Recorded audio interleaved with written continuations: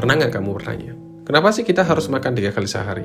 Pagi sarapan, siang makan siang, malam makan malam. Rasanya udah jadi hukum alam ya. Tapi coba pikirkan sejenak, siapa ya sebenarnya yang memutuskan ini? Apakah ada dokter purba yang meresepkan ini saat manusia pertama kali muncul? Atau apakah ini memang kebutuhan biologis yang absolut? Jawabannya sama sekali bukan.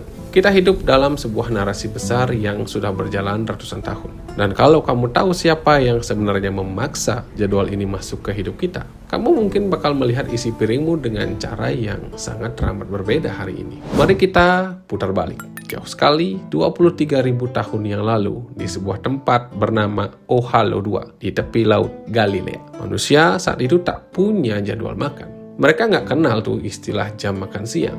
Mereka makan saat mereka berhasil berburu, atau saat mereka beruntung menemukan kacang-kacangan. Hidup mereka itu soal hasil, bukan soal rutinitas. Lalu datanglah sebuah revolusi pertanian. Kita mulai menetap di suatu tempat. Tapi bahkan di Mesir kuno atau zaman Romawi, makan 3 kali sehari itu dianggap aneh.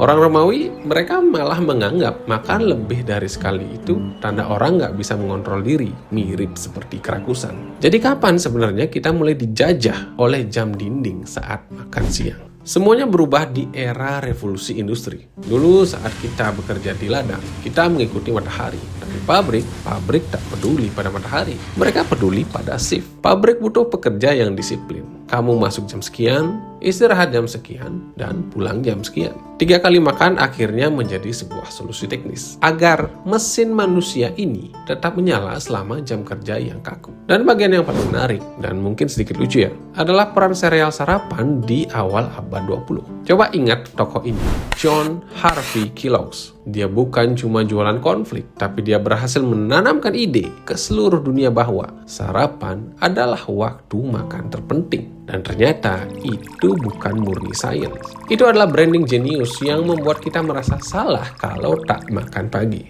Terus, apakah salah kalau kita tetap makan 3 kali sehari? Jawabannya tentu saja nggak juga. Biologi kita punya ritme sirkadian. Tubuh kita itu seperti jam. Insulin kita lagi tinggi-tingginya di pagi hari. Jadi wajar kalau pagi kita butuh asupan energi. Tapi masalahnya bukan di angka 3-nya. Masalahnya ada di kapan kita makan. Kita sering makan bukan karena kita lapar, tapi karena jam dinding menunjukkan angka 12 siang.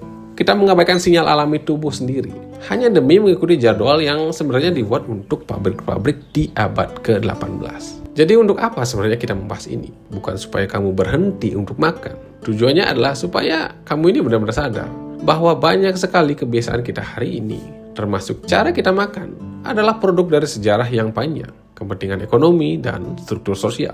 Bukan murni kebutuhan tubuh kita. Hari ini saat kamu duduk untuk makan malam, coba tanya pada dirimu sendiri.